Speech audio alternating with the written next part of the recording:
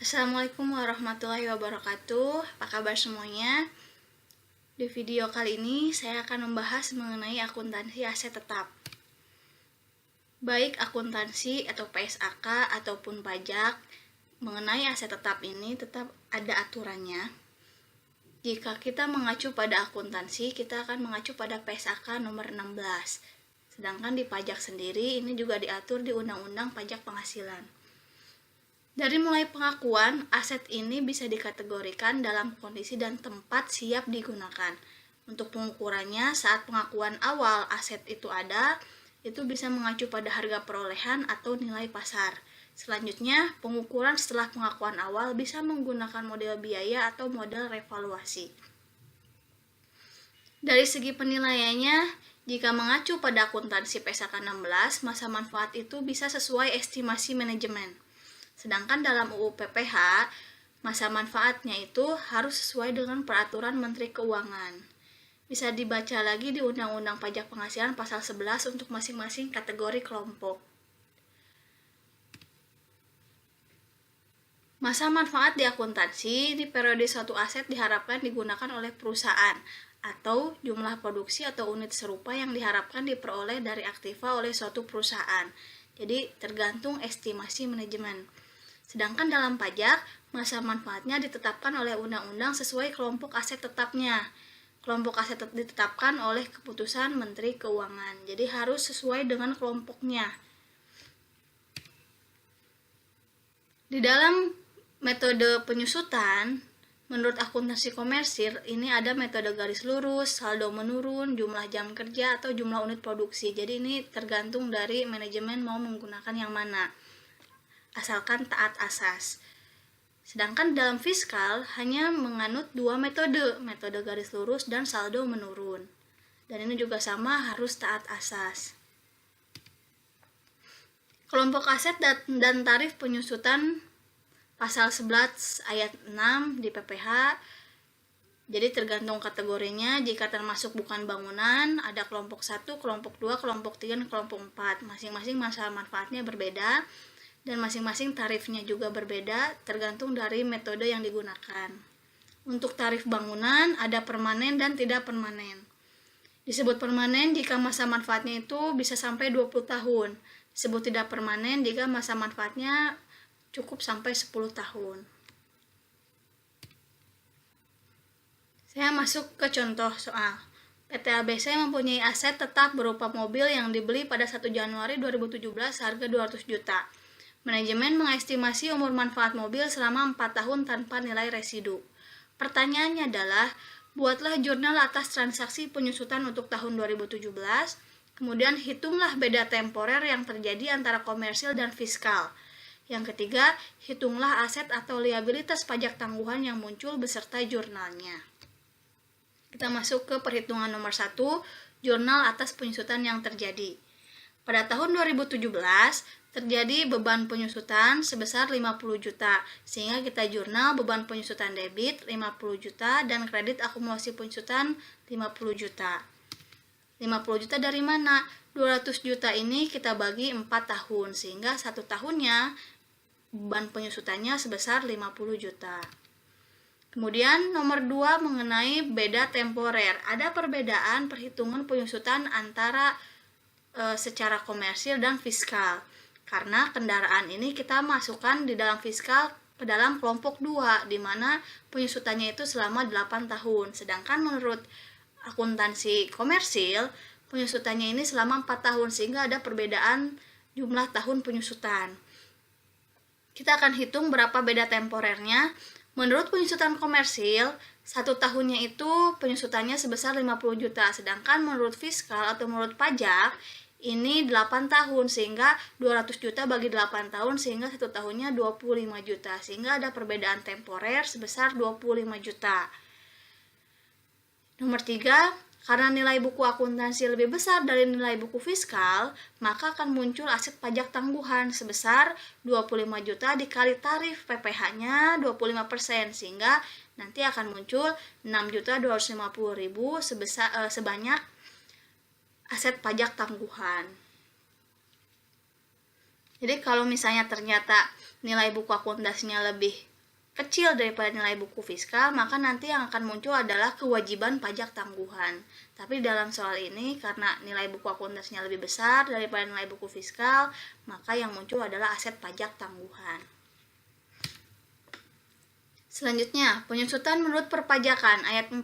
Dengan persetujuan Direktur Jenderal Pajak, wajib pajak diperkenankan melakukan penyusutan mulai pada bulan di mana harta tersebut digunakan untuk mendapatkan, menagih, dan memelihara penghasilan, atau pada bulan di mana harta yang bersangkutan mulai menghasilkan.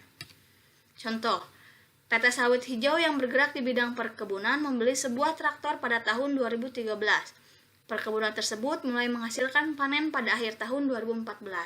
Dengan persetujuan Direktur Jenderal Pajak, penyusutan atas traktor tersebut dapat dilakukan mulai tahun pajak 2014 karena dianggap bahwa traktor tersebut mulai menghasilkan pada akhir tahun 2014. Tapi tentu saja si PT Sawit Hijau ini harus mengajukan terlebih dahulu kepada Direktur Jenderal Pajak dan harus mendapat persetujuan terlebih dahulu. Selanjutnya, penyusutan menurut perpajakan ayat 5. Apabila wajib pajak melakukan penilaian kembali atas harta berwujud berdasarkan ketentuan sebagaimana dimaksud dalam pasal 19, maka dasar penyusutannya adalah nilai setelah dilakukan penilaian kembali harta tersebut. Jadi kalau misalnya perusahaan mau revaluasi aset, maka nilai yang digunakan adalah nilai setelah revaluasi aset tersebut. Koreksi fiskal penyusutan akan menjadi koreksi fiskal positif jika penyusutan akuntansi komersial lebih besar daripada akuntansi fiskal. Akan menjadi koreksi fiskal negatif jika penyusutan akuntansi komersial lebih kecil daripada akuntansi fiskal. Jadi nanti itu kita hitung dulu perbedaan temporer dari masing-masing penyusutan. Secara komersil berapa, secara fiskal berapa, nanti kita bandingkan mana yang paling besar.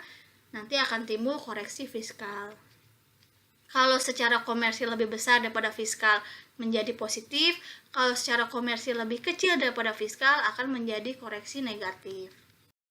Kita masuk ke contoh soal perhitungan perbedaan penyusutan menurut akuntansi dan juga pajak. PT Arjuna memulai kegiatan operasionalnya pada tahun 2010. Selama tahun 2010, PT Arjuna membukukan laba sebelum pajak sebesar 300 juta. Di masing-masing tahun ini, antara akuntansi dan pajak itu ada perbedaan. Asumsi besarnya tarif pajak yang berlaku adalah 25% dan juga diasumsikan bahwa tidak ada perbedaan permanen. Untuk tahun 2010 kita lihat dulu selisih antara pelaporan pajak dan juga akuntansi. Ada perbedaan sebesar 60 juta. Karena menurut pajak lebih besar nilai bukunya dibandingkan dengan akuntansi, maka akan muncul kewajiban pajak tangguhan. Sehingga nanti di tahun 2010 perhitungannya ini akan seperti ini. PT Arjuna memiliki laba kena pajak tadi kan 240 juta. Dengan perhitungan sebagai berikut. Labanya di soal itu ada 300 juta. Kemudian perbedaan temporernya penyusutan aset tetap 60 juta, selisih dari 160 juta dikurangi 100 juta. Sehingga laba kena pajaknya menjadi 240 juta. Pajak atas laba fiskalnya karena tarifnya 25% berarti 240 juta dikali 25% sehingga 60 juta. Selanjutnya, karena ada perbedaan temporer sebesar 60 juta, maka akan menimbulkan kewajiban pajak tangguhan sebesar 25% dikali 60 juta, yaitu 15 juta. Sehingga kalau kita lakukan penjurnalan, maka akan ada dua jurnal. Yang pertama, jurnal untuk menjurnal beban pajaknya, utang pajaknya. Beban pajak penghasilan atau pajak ini dengan utang pajak penghasilan sebesar 60 juta. 60 juta ini didapat dari pajak atas laba fiskal 240 juta kali 25%. Sedangkan selanjutnya adalah karena timbul kewajiban pajak tangguhan 15 juta, maka akan muncul jurnal selanjutnya, debitnya beban pajak tangguhan dengan kreditnya kewajiban pajak tangguhan sebesar 15 juta. Di laporan laba rugi akan muncul seperti ini. Laba sebelum pajak 300 juta, beban pajak penghasilannya untuk pajak ini 60 juta dan pajak tangguhannya 15 juta, sehingga nanti laba bersihnya akan menjadi 225 juta. Masuk ke materi penambahan masa manfaat. Apabila terjadi pengeluaran dalam jumlah yang cukup material dan dapat memperpanjang masa manfaat aset tetap atau memberikan manfaat ekonomi pada masa mendatang, maka yang pertama, menurut perlakuan akuntansi, pengeluaran tersebut harus ditambahkan ke nilai buku aset tetap bersangkutan. Lalu jumlahnya ini akan disusutkan sesuai dengan masa manfaat yang telah ditinjau. Yang kedua, menurut perlakuan pajak, pengeluaran tersebut harus disusutkan secara terpisah dari harta lamanya. Dengan kata lain, seolah-olah pengeluaran tersebut diperlakukan sebagai pembelian harta baru dan dengan masa manfaat yang juga baru akan dimulai, sehingga periode pembebanan penyusutannya akan menjadi lebih lama. Jadi kalau misalnya ada masa manfaatnya bertambah dari setiap aset, ini masing-masing perlakuan akan berbeda. Kalau akuntansi, ini akan digabungkan pada aset tetap yang bersangkutan, sedangkan kalau perlakuan pajak, aset tetap tersebut akan menjadi aset tetap yang baru. Contohnya, sebuah mobil box dibeli pada tanggal 6 Desember 2009 dengan harga perolehan sebesar 100 juta dan diestimasi memiliki masa manfaat 10 tahun, berakhir pada tanggal 6 Desember 2019. Untuk memperpanjang masa manfaatnya, pada tanggal 20 Oktober 2014, perusahaan mengeluarkan 20 juta sebagai biaya pembelian atas beberapa suku cadang yang baru. Dengan dilakukannya tambahan pengeluaran modal ini, diestimasi bahwa umur ekonomis kendaraan akan bertambah 3 tahun dan masa manfaatnya akan berakhir pada tanggal 6 Desember 2022. Kendaraan disusutkan dengan menggunakan metode garis lurus. Kita akan mulai menghitung perhitungan beban penyusutan menurut akuntansi terlebih dahulu. Ingat bahwa di dalam perhitungan penyusutan menurut akuntansi, jika ada penambahan masa manfaat dari aset tersebut, maka nanti penambahannya akan dilanjutkan ditambahkan ke aset tetap bersangkutan. Harga perolehan pada 6 Desember ini 100 juta. Akumulasi penyusutannya sampai dengan 20 Oktober ini saat dimana masa manfaatnya itu bertambah. Ini 49.167.000 sehingga nilai buku per tanggal 20 Oktobernya 50.833.000. Ini sebelum kita tambahkan masa manfaat yang baru. Kemudian pada tanggal 20 Oktober ada pengeluaran modal sebesar 20 juta sehingga harga perolehannya disesuaikan kembali menjadi 70.833.000. Menghitung beban penyusutan pada tahun 2014, ini ada 10 bulan dibagi 120 bulan dikali total harga perolehannya 100 juta ditambah ada 2 bulan dari November sampai Desember dibagi 97 bulan sisanya dari Oktober sampai akhir nanti penyusutannya berakhir dikali nilai yang baru 70.833.000, maka didapatlah totalnya 9.793.807. Pada tahun 2015 karena masa manfaatnya sudah digabungkan, maka tinggal hitung saja 12 dibagi 97 kali 70.833 juta. Sehingga untuk tahun 2015 beban penyusutannya 8.762.845. Kemudian bagaimana dengan perhitungan beban penyusutan menurut pajak? Tahun 2014 beban penyusutannya 12,5% kali 100 juta ditambah 12,5% dikali 3 dibagi 12 karena mulai dari Oktober kita hitungnya Oktober, November, dan Desember kali 20 juta penambahan masa manfaat yang baru sehingga total beban penyusutannya 13.125.000. Kemudian tahun 2015 masih sama karena di dalam perpajakan ketika ada masa manfaat baru itu dianggap sebagai aset yang berbeda, tidak akan digabungkan. Perolehan harta hibah, sumbangan atau pengganti saham sesuai dengan pasal 4 ayat 3 UU PPH nomor 36 tahun 2008 yang dikecualikan dari objek pajak diantaranya pertama, bantuan atau sumbangan yang diterima oleh lembaga keagamaan yang dibentuk atau disahkan oleh pemerintah dan yang diterima oleh penerima sumbangan yang berhak yang ketentuannya diatur dengan atau berdasarkan peraturan pemerintah. Yang kedua, harta hibah yang diterima oleh keluarga sedarah dalam garis keturunan lurus 1 derajat, badan keagamaan, badan pendidikan, badan sosial termasuk yayasan, koperasi atau orang pribadi yang menjalankan usaha mikro dan kecil yang ketentuannya diatur dengan atau berdasarkan PMK, sepanjang tidak ada hubungan dengan usaha, pekerjaan, kepemilikan, atau penguasaan di antara pihak-pihak yang bersangkutan. Harta yang diterima oleh badan sebagai pengganti saham atau sebagai pengganti penyertaan modal. Penjualan atau pengalihan harta berwujud. Menurut pasal 6 ayat 1 huruf D UU PPH nomor 36 tahun 2008, kerugian karena penjualan atau pengalihan harta yang dimiliki dan digunakan dalam perusahaan atau yang dimiliki dan digunakan dalam perusahaan atau yang dimiliki untuk mendapatkan, menagih, dan memelihara penghasilan dapat dikurangkan dari penghasilan bruto. Pasal 4 ayat 1 huruf D angka 2 UU PPH nomor 36 tahun 2008. Apabila WP menjual harta dengan harga pasar yang lebih tinggi dari nilai sisa bukunya atau lebih tinggi dari harta atau nilai perolehannya, maka selisih harga tersebut dianggap sebagai keuntungan dan merupakan objek PPH. Jadi bedanya, jika nanti saat penjualan ada kerugian, atas kerugian tersebut dapat dikurangkan dari penghasilan bruto. Tapi kalau misalnya saat penjualan mendapatkan keuntungan, maka keuntungan tersebut merupakan objek PPH. Contoh, pada tanggal 26 Desember 2014, sebuah mobil box dijual dengan harga pasar 120 juta.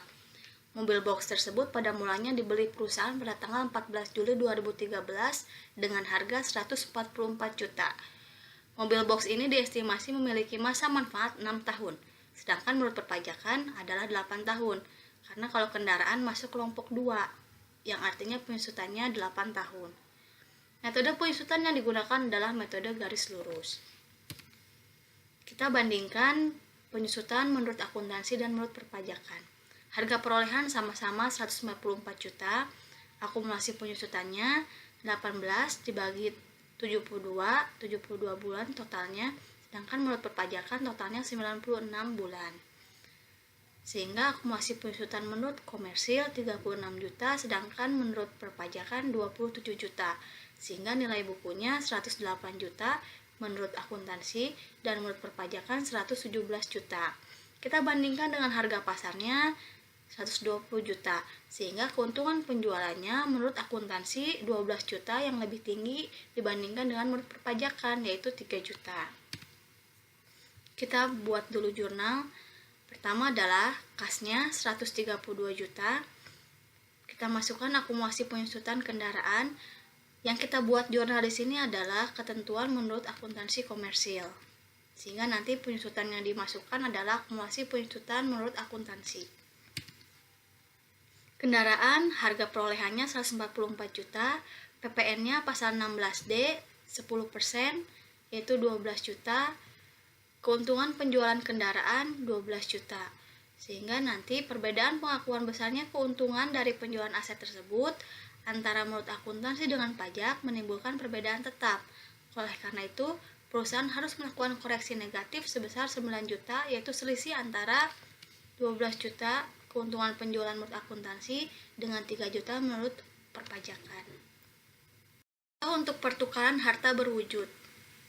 Pada tanggal 5 Agustus 2014, perusahaan menukarkan sebuah mobil Avanza yang dibelinya pada tanggal 10 Desember 2012 dengan sebuah mobil Innova.